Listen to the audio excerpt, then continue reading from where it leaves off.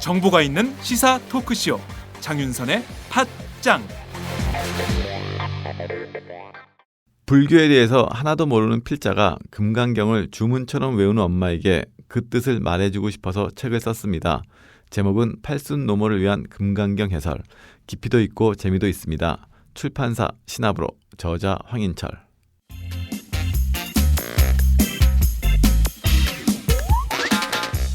매일 정오 여러분의 점심시간 맛있게 씹어드실 뉴스를 보내드리는 장윤선의 팟짱. 매일나 신선한 뉴스를 맛보고 싶으시다고요? 보수 언론이 대충 훑고 지나간 뉴스 그 이면의 진실을 알고 싶으시다고요? 그렇다면 여러분의 곁에 장윤선의 팟짱이 있습니다. 좋아요와 구독하기로 응원해주세요. 포털사이트 검색창에서 장윤선의 팟짱을 치거나 모바일 앱스토어에서 팟빵 클릭 후 장윤선의 팟짱을 들러주세요. 요거 재밌네 할 때는 과감하게 좋아요를 눌러주세요. 여러분의 꼼꼼한 사랑이 팟짱을 키웁니다. 장윤선의 팟짱 애청자 여러분, 좋아요와 구독하기 꼭 부탁드립니다.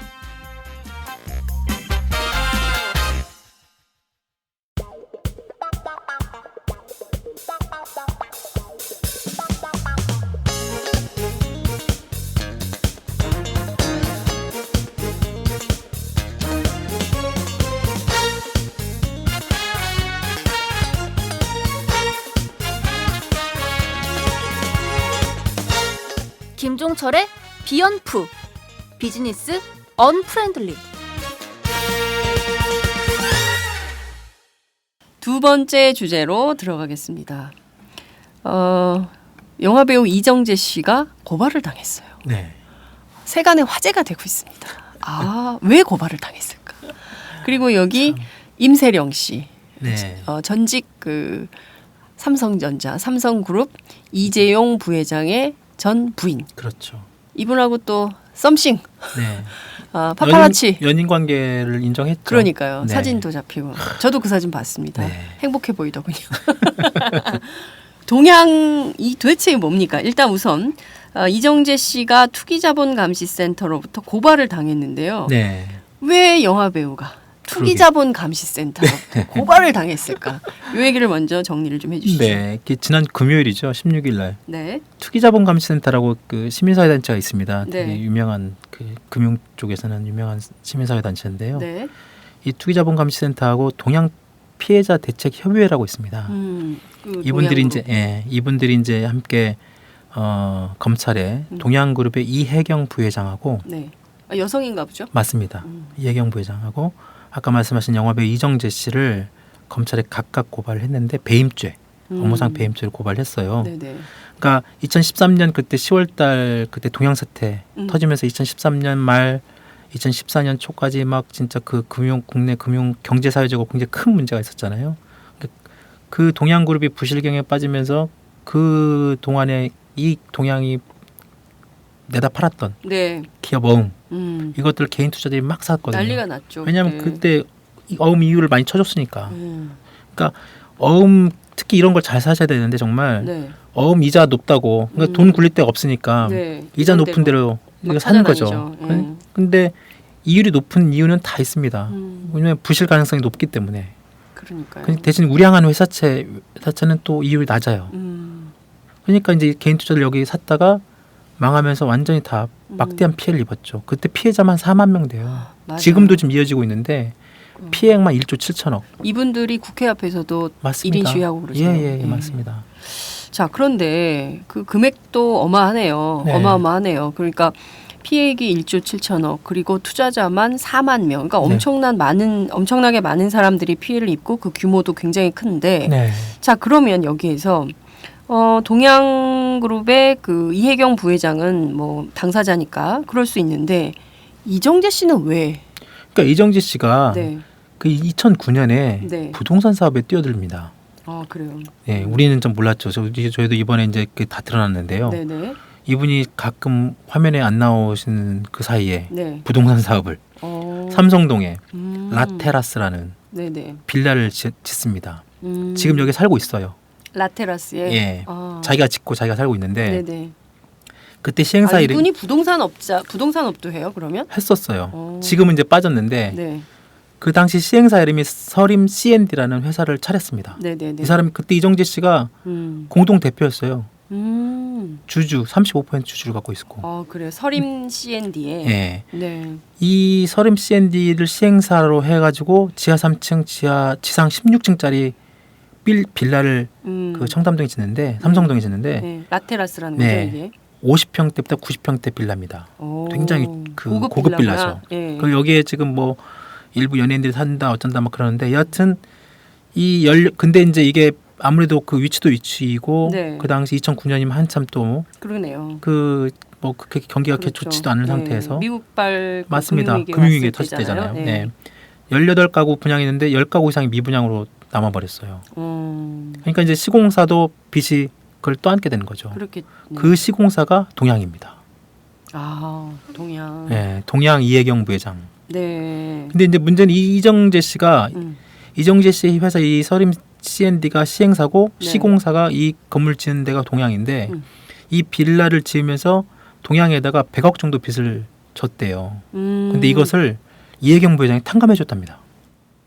왜요?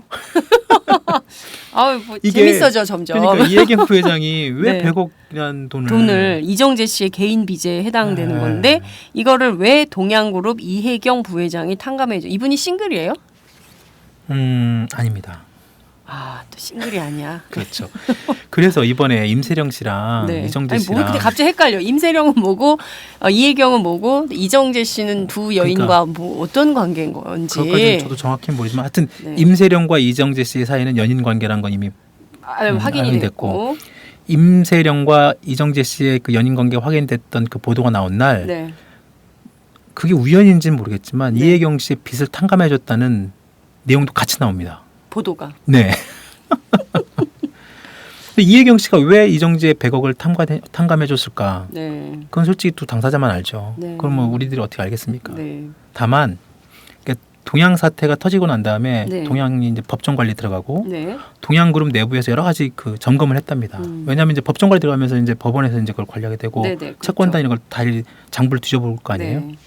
그때 나온 결과가 내부 점검을 해보니 이혜경 당시 동양그룹 부회장이 이제 남편이 이제 현재현 회장인데 네.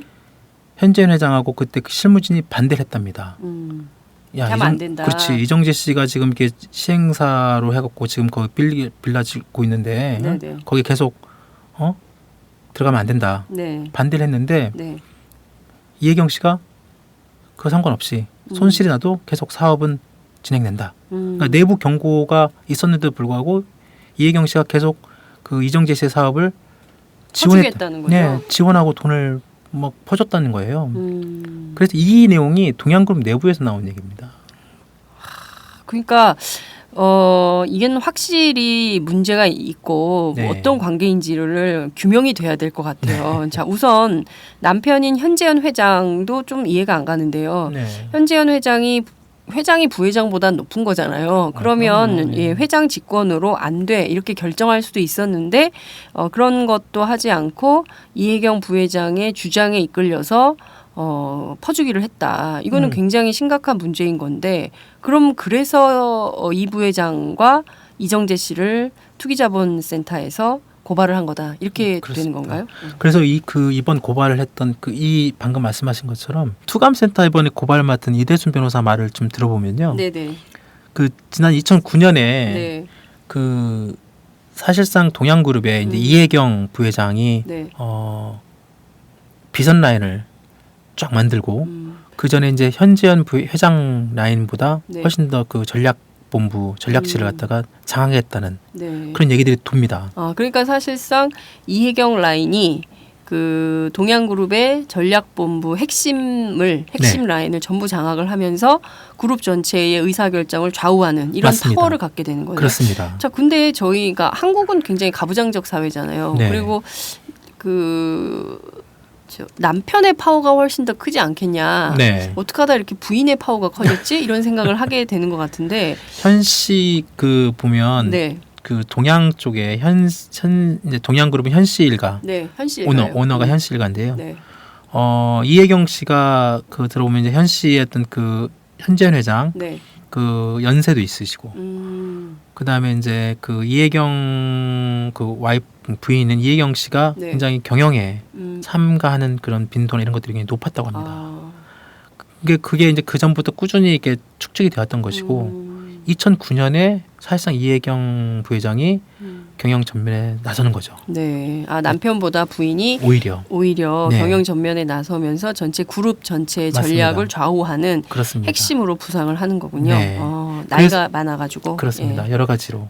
그러다 보니까 이제 이혜경 씨가 등장한 이후 동양그룹이 굉장히 좀 급격하게 네. 2009년부터 2011년까지 동양그룹의 부채가 갑자기 크게 증가하기 시작하고 부실 경영에 일말의 책임을 져야 되는 사람처럼 맞습니다. 보이네요. 네, 그래서 이제 이 투기자본감시센터나 네. 동양 피해자 협의회 쪽에서는 이혜경 부회장에 대한 그 뭐라고 해야 될까요? 이번에 그 동양 그 부실의 결정적인 어떤 그 핵심 인사로 보고 있는 겁니다. 네.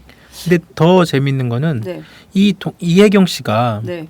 이런 어떤 그 2009년부터 등장하고 그 그룹 내부 여러 가지 그런 어떤 경고를 무시하면서 이정재 씨를 지원하게 된 이정재 씨가 그 당시에 부동산 개발 사업에 딱 뛰어든 네. 그것과 일치한다는 거고요. 이 과정에서 이혜경 씨가 비자금을 조정했을 의혹이 있다라는 게 그 이대순 변호사의 얘기입니다. 네, 그러니까 동양그룹 당시 피해자들 입장에서 볼 때는 그 이정재 씨의 사업에 이혜경 부회장이 직접적으로 가담을 하게 되는 원인이 뭔가 있을 것이다. 네. 그래서 그 이유를 밝혀야 된다. 이렇게 보는 거죠. 맞습니다. 그래서 이혜경 씨가 그 서림 C&D 네. 그 이정재 씨가 공동 대표에 있었던 그 시행사를 어떻게 이렇게 부당으로 이렇게 계속 지원을 했는지. 부당하게 지원했느냐.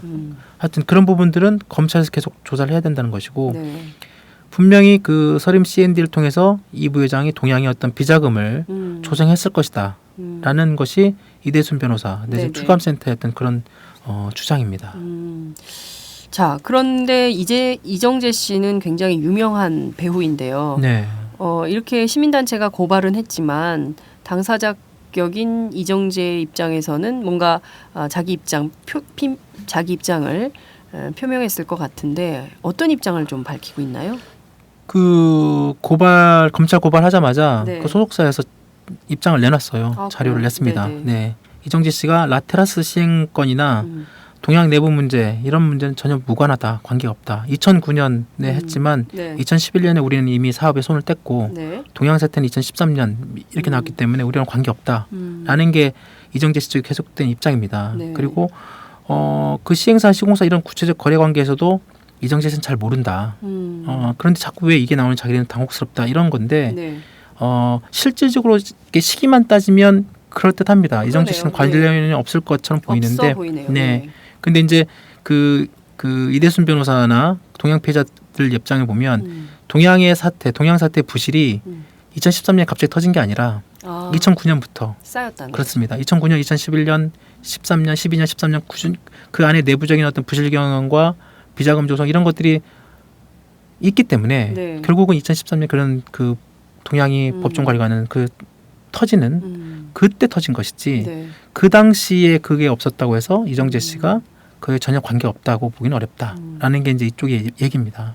그래서 이거는 이제 검찰에서 네. 아마 이 부분들을 아마 조사를 해보면 네. 뭐 일정 부분 나오지 않을까라는 생각도 고발인 조사를 하고 또 피고발인 조사를 하면서 네. 사실관계가 어떻게 되는지 분명하게 밝혀야 될 것 같다라는 생각이 좀 드는데요. 네. 이정재 씨가 올 초 뭐 다양하게 뉴스에 인구의 화제가 되는 것 같아요.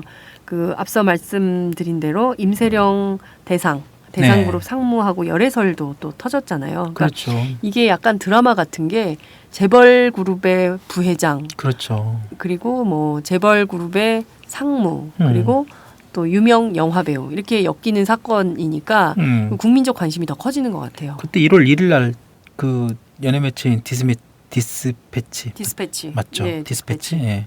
그 새해 첫날에 제가 당직 그때 설했는데 당직 서는 날 갑자기 디스패치가 이걸 딱 보도하는 바람에 1월 2일 뉴스가 전부 다 이정재로 도배가 됐잖아요. 그랬어요, 맞아요. 그 뭐 데이트 장면을 포착해가지고 공개를 했었는데 임세령 씨와 뭐 이재용 부회장하고 2009년에 이혼한 다음에 대상그룹에 2012년에 복귀를 했습니다. 네. 그 사이에는 좀 여러 가지 뭐 말들이 많았죠. 네.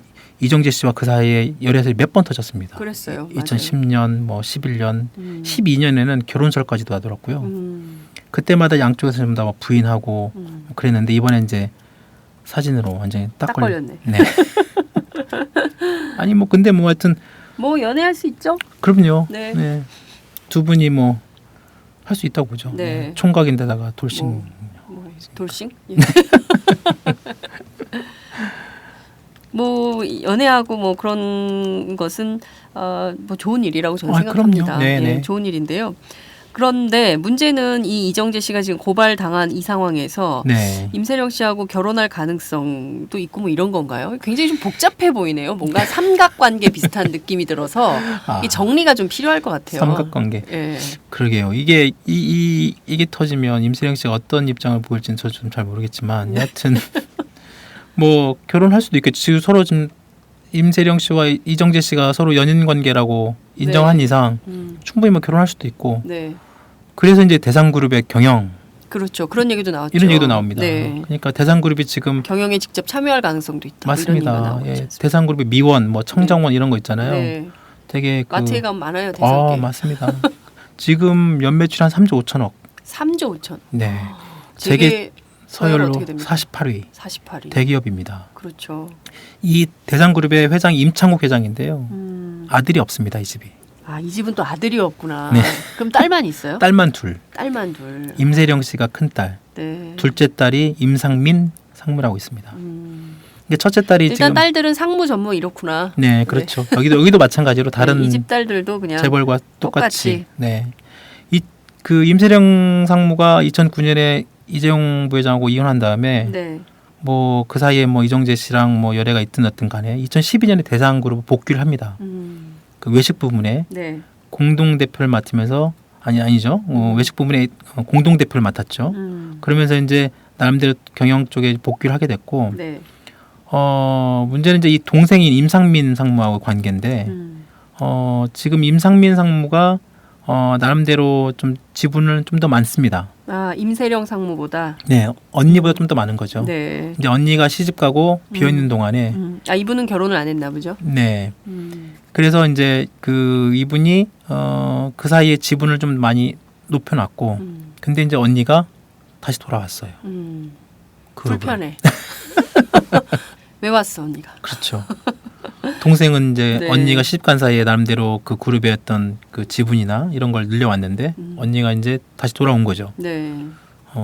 그래서 이제 임세령 씨가 만약에 이정재 씨랑 결혼을 하게 되면 네.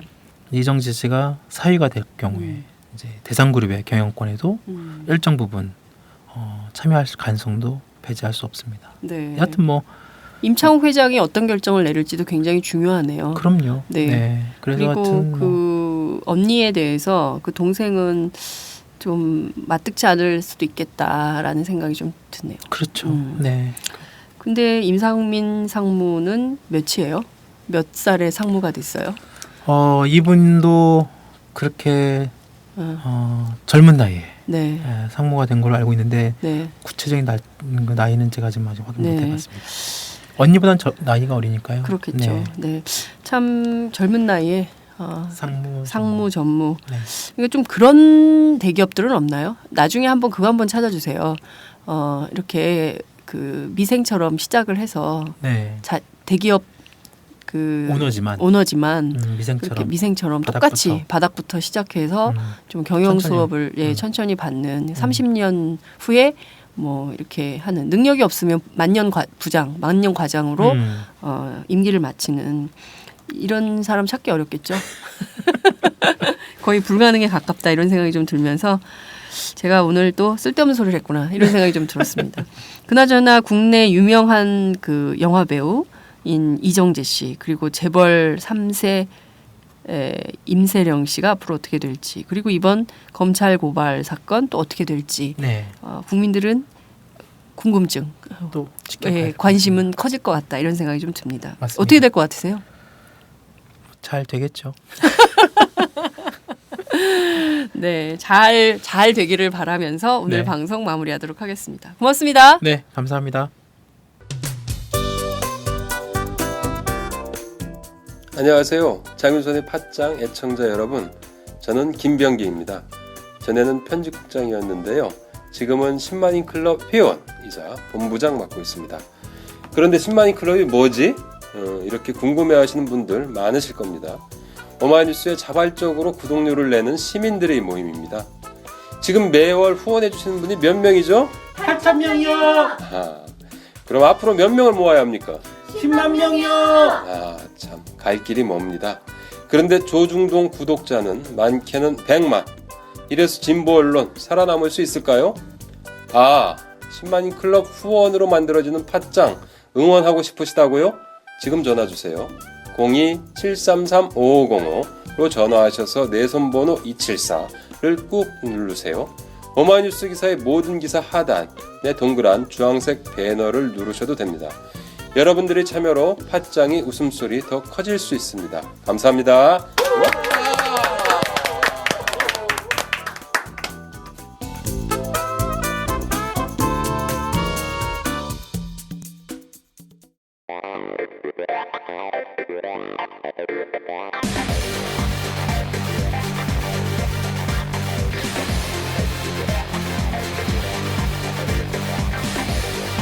정보가 있는 시사 토크쇼 장윤선의 팟짱.